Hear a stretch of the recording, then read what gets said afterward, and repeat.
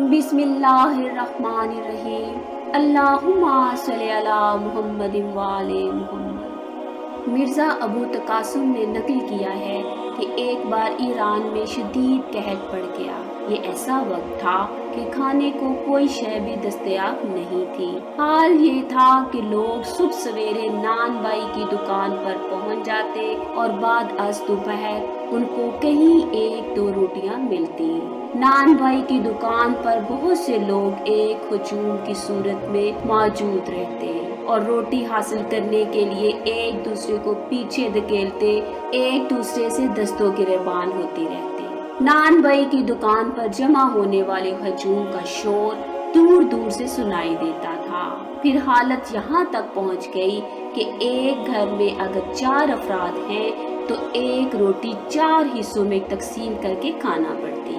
उस वक्त ईरान में फातरुद्दीन शाह की हुकूमत थी। एक दिन शाह का एक मुलाजिम जिसका नाम मीर हाशिम बाशी था, वो एक नहर के पुल से गुजर रहा था। उसके कानों में कुत्ते के चंद बच्चों के रोने की आवाजें आई। मीर हाशिम बाशी बहुत हैरान हुआ। वो ये देखने के लिए कि कुत्ते के बच्चों के रोने की आवाजें कहाँ से आ रही हैं, नहर के पुल के नीचे की तरफ आया। उसने देखा कि पुल के नीचे एक छोटी सी जगह पर एक कुतिया ने बच्चे दिए हैं। वो बच्चे उसके जिस्म से चिमटे हुए हैं और चूंकि उसके पस्तानों में दूध नहीं है, लिहाजा वो भूख की वजह से नाला और फरियाद कर रहे हैं। इस गजबनाक कहत में जहाँ इंसानों को खाने को कुछ नहीं मिल रहा था, भला कुत्तों को रोटी कौन डालता। यही वजह थी कि भूख की वजह से वो कुतिया मरने के करीब पहुंच चुकी थी और कुतिया के पस्तानों में दूध न होने की वजह से उसके छोटे बच्चे बिलक रहे थे। हाशिम बाशी को उन पर बहुत रहम आया। वो वापस पलटा और एक नान बाई की दुकान पर पहुंच गया।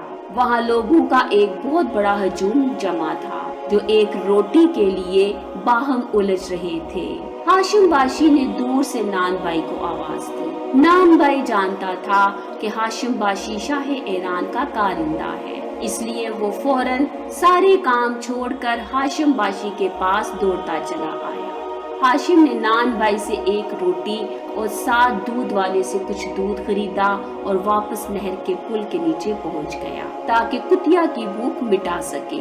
उसने रोटी के छोटे छोटे टुकड़े किए और दूध में डाल दिए ताकि नरम हो जाएं। फिर रोटी और दूध को कुतिया के आगे रख दिया। भूखी कुतिया खुराक की खुशबू महसूस करके बहुत मुश्किल से उठी और खाने लगी। जैसे ही खुराक कुतिया के पेट में पहुंची, उसके सूखे पस्तानों में दूध उतर आया। बच्चे सुकून के साथ उसे पीने में मशगूल हो गए। हाशिम बाशी ने नान बाई के साथ कुतिया के लिए 1 माह की खुराक की कीमत तय करके उसे नकद पैसे अदा कर दिए और कहा कि ये तुम्हारे जिम्मा है कि रोजाना कुतिया को रोटी और दूध पहुंचाना होगा। अगर एक रोज भी गफलत की गई तो इसकी सख्त सजा दी जाएगी। उन दिनों हाशिम बाशी और उसके दोस्तों का मामूल था कि रोजाना रात को किसी एक दोस्त के घर जमा होकर सब मिलकर खाना खाते थे। यहाँ तक कि एक रात हाशिम बाशी की दावत की बारी आ गई। उसकी एक जोजा का मकान तेहरान शहर के वस्त में था, जहाँ जियाफत के तमाम वसाइल मौजूद थे। हाशिम बाशी ने कुछ ही माह पहले दूसरा निकाह भी किया था। दूसरी जोजा की कयामगाह शहर से बाहर कुछ फासला पर थी। हाशिम ने अपनी पहली बीवी को कुछ रकम दी और कहा, आज शब में इतने मेहमान मेरे साथ आएंगे, उनके खाने का मुकम्मल इंतजाम रखना। औरत ने ये जिम्मेदारी कबूल की। वो लोग असर के वक्त तफरीह के लिए शहर से बाहर निकल गए। इत्तेफाक से उस रोज चहलकदमी में उनको देर लग गई और रात का अच्छा खासा हिस्सा गुजर गया। वापसी के वक्त हाशिम के दोस्तों ने कहा, देर काफी हो गई है, हम बहुत थक चुके हैं, लिहाजा तुम्हारे इसी मकान पर ठहर जाते हैं जो शहर के किनारे है। हाशिम बाशी ने कहा, यहाँ कुछ भी नहीं है, शहर वाले मकान पर चलना होगा क्योंकि वहाँ पूरा इंतजाम किया जा चुका है। लेकिन उसके दोस्त इस बात पर राजी ना हुए और कहा कि आज हम यहीं रहेंगे, आज हम इस मुख्तसर सी गजावत का नाद करेंगे और तुमने दूसरे मकान पर जो एहतमाम किया है उसके लिए कल देखा जाएगा। हाशिम बाशी ने मजबूरन उसे कबूल किया اور کچھ روٹی اور کباب خرید کر انہیں کھلایا۔ پھر سب نے وہی آرام کیا۔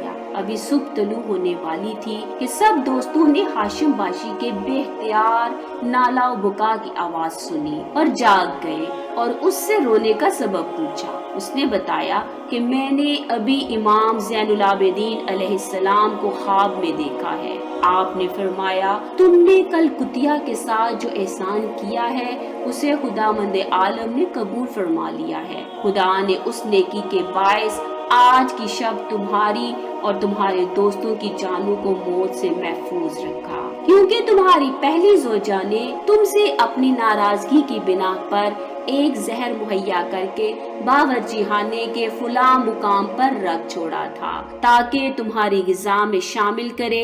آج اس کے گھر جا کر اس زہر کو اٹھا لو، لیکن اس عورت کو کوئی اذیت نہ پہنچانا، بلکہ اگر وہ چاہے تو اسے خوشی سے آزاد کر دینا۔ دوسری بات یہ کہ خدا تمہیں توبہ کی توفیق عطا فرمائے گا اور تم 40 روز کے بعد کربلا میں میرے پدر بزرگوار کی قبر اطہر کی زیارت سے مشرف ہوگے۔ پس اس نے صبح اپنے رفیقوں سے کہا کہ آؤ اپنے وسط شہر والے مکان پر چل کے خواب کی تصدیق کریں۔ چنانچہ وہ سب لوگ وہاں پہنچے تو عورت نے شکایت کی کہ تم لوگ رات کو کیوں نہیں آئے، لیکن انہوں نے اس کی طرف کوئی توجہ نہیں کی۔ ہاشم اپنے رفقا کے ساتھ باورچی خانہ میں پہنچا اور خواب میں امام علیہ السلام کی بتائی گئی جگہ سے وہ زہر تلاش کر کے اٹھا لیا۔ ہاشم نے عورت سے کہا کہ گزشتہ رات تمہارے دل میں میرے اور میرے دوستوں کے لیے کیا نیت تھی؟ تو ہمیں قتل کرنا چاہتی تھی؟ عورت نے تسلیم کر لیا کہ وہ ایسا ہی کرنا چاہتی تھی۔ ہاشم نے کہا کہ اگر میرے امام کا حکم نہ ہوتا تو میں تجھ سے اس کا عوض لیتا، لیکن اب میں مولا کے فرمان کے مطابق تیرے ساتھ احسان کروں گا۔ اگر تو چاہے تو اسی گھر میں رہ سکتی ہے۔ میں تیرے ساتھ ایسا ہی سلوک کروں گا کہ جیسے تو نے میرے خلاف کوئی کام ہی نہ کیا ہو، اور اگر علیحدگی چاہتی ہے تو تجھے طلاق دے دوں گا۔ اب بتا تیری کیا خواہش ہے؟ عورت نے دیکھا کہ وہ رسوا ہو چکی ہے اور آئندہ ہاشم کے ساتھ زندگی بسر نہیں کر سکتی، تو اس نے طلاق کا مطالبہ کر دیا۔ ہاشم نے پوری رضامندی کے ساتھ اسے طلاق دے کر آزاد کر دیا۔ ہاشم کے دل پر اس سارے واقعے اور خواب میں امام علیہ السلام کی زیارت کا بہت اثر ہوا۔ اس نے اپنی زندگی کے اعمال درست کر کے سچے دل سے توبہ کی اور خود کو عبادت الہی میں مشغول کر لیا۔ 40 روز کے بعد کربلا معلیٰ کی زیارت سے مشرف ہوا اور پھر اپنی باقی ماندہ زندگی وہیں بسر کی اور رحمت خداوندی سے واصل ہوا۔ اللہ کریم ہم سب کو نیک اعمال کرنے اور گناہوں سے دور رہنے کی توفیق عطا کرے۔ اللہم صلی علی محمد و آل محمد۔